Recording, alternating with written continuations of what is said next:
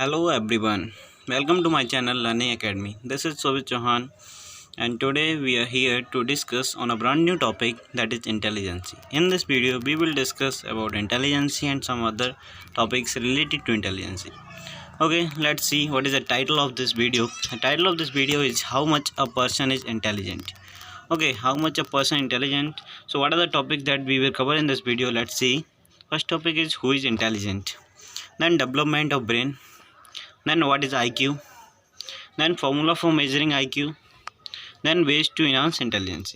Let us be going to see all these topics one by one. The very first topic is who is intelligent. How can we judge whether the person is intelligent or not? So what is actual definition of intelligence? Let us be going to see. The definition of intelligent is an intelligent person is one who has the ability or the capacity to understand and the concept and situation and interpret in their own meaning. I have written this definition very simple but so that everyone can understand this. So once again I am reading. The intelligent person is one who has the ability or capacity to understand the concept and situation and interpret it in their own meaning. Means a person who can understand the situation and interpret them its meaning, that person is said to be intelligent. Okay, so what are the traits of intelligent person? Let's see the traits. There are some traits of intelligent person, means qualities of intelligent person. The qualities are, now first, high self-control. A intelligent person have very high self-control, means he can control on himself very strictly. Okay, most of the people are not able to control on himself. So intelligent person is a very high self controller. He can concentrate on any logic. Okay, means he has very good concentration. An intelligent person can concentrate very effectively. Then creative and curious, means an intelligent person is a very creative and curious. He always think very different. Okay, creativity means think differently, think something new, and curiosity means query. Okay, he's very intelligent person is one of the very curious person. So he has very lot of curiosity. Okay, these are very important qualities of intelligent person, that is creativity and curiosity. Next is open minded. An intelligent person is open minded. He doesn't have a shy, doesn't have any bird like shy in his dictionary. He's very open minded. Whatever the thoughts he has, she or he can share with the public very easily. Okay, then good being with himself or herself.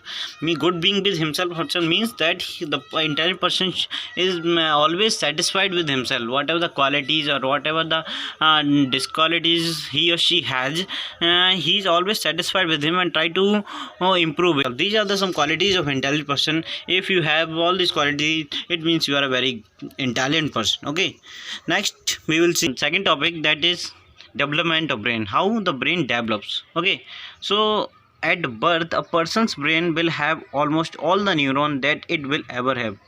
I hope you know about the neuron. Neuron is a long, or nerve cell is a longest cell, or it is a cell which gives a sensation, means it is very important component of brain which transmit message in our body in the form of impulse. You have studied in the science what is neuron. Okay, so neuron is responsible for the transmitting messages in our body.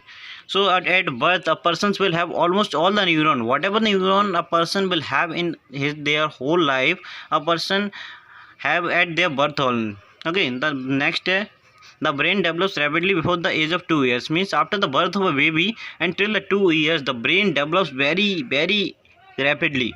Okay, almost 80% of the brain of a child is developed within 2 years.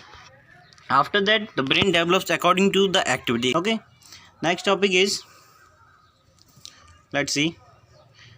This is a figure in which we have shown how the brain develops. This is a brain of a 3 weeks fetus, and this is a 4 weeks fetus, 5 weeks fetus, 7 weeks fetus.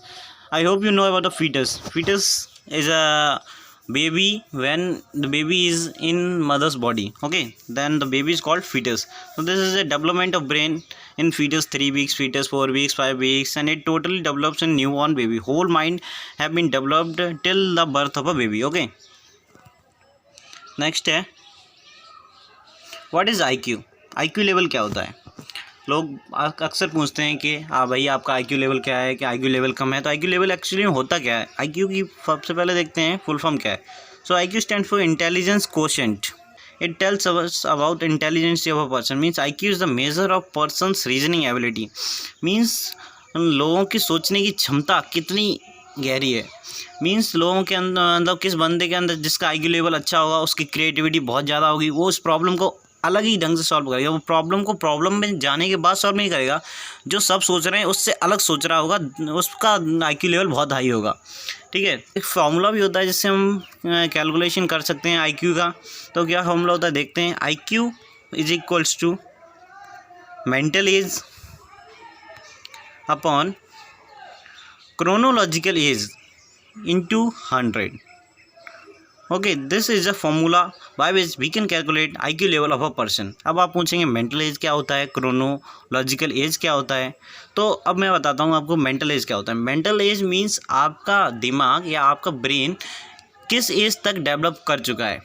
ठीक है. Suppose आपकी as है, पहले मैं आपको chronological age भी बता देता हूँ, उसके बाद एग्जांपल देकर बताता हूँ. क्रोनोलॉजिकल एज का मतलब होता है कि फिजिकल एज मीन्स आप बर्थ से लेके अभी तक आप कितने बड़े हैं. जैसे आपका जो नॉर्मल एज होती है उसको हम बोलते हैं फिजिकल एज या chronological age. Mental as means आपका दिमाग किस एज तक डेवलप कर चुका है. मेंटल एज को हम खुद कैलकुलेट नहीं कर सकते, इससे बहुत से साइकोलॉजिकल टेस्ट होते हैं जिनकी तरफ बताया जाता है कि हाँ आपकी मेंटल एज इस एज तक है. मीन्स सपोज एक पर्सन है 30 ईयर्स का और उसकी मेंटल एज अगर 25 मीन्स उसका दिमाग 25 साल तक के लड़के तक डेवलप है, लेकिन वो उसकी एक्चुअल एज 30 ईयर्स है, तो उसकी मेंटल एज हो जाएगी 25 on 30 into 100. ठीक है. और जब बंदे की मेंटल एज और क्रोनोलॉजिकल एज इक्वल होती है देन आप मैथमेटिकली देख सकते हैं मेंटल एज जब इक्वल हो जाएगी क्रोनोलॉजिकल एज की तो IQ कितना आएगा, IQ 100 आएगा. तो 100 जब जिस बंदे का IQ होता है वो एवरेज पर्सन होता है. मतलब जितनी उसकी फिजिकल एज है उसकी मेंटल एज भी उतनी. मेंटल एज मीन्स उसके जो माइंड है वो भी मतलब उसी एज के अकॉर्डिंग काम कर रहा है, तो उसको बोलेंगे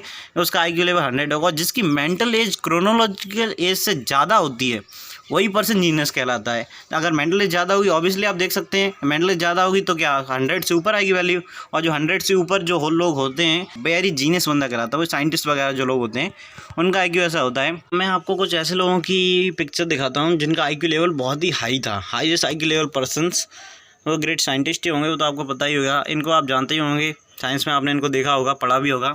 ये हमारे ग्रेट एल्बर्ट आइंस्टीन सर हैं. इनका IQ लेवल कितना था चलिए देखते हैं. इनका IQ लेवल था 165.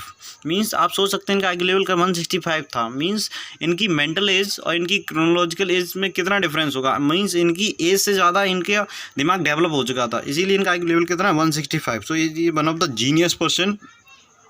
नेक्स्ट ऐसे ही एक और हम पिक्चर आपको दिखाता हूँ. आप शायद इन्हें भी जानते होंगे, ये भी great scientist Stephen Hawkins sir हैं. इनका IQ लेवल भी ऑलमोस्ट सेम ही एल्बर्ट आइंस्टीन सर के इक्वल, दैट इज़ 160. तो ये लोग जीनियस पर्सन क्यों कहलाते हैं, इसीलिए कहलाते हैं कि इनका IQ लेवल 165 मीन्स इनकी मेंटल एज इनकी क्रोनोलॉजिकल एज से कई ज़्यादा है, इसलिए ये लोग जीनियस कहलाते हैं. ठीक है.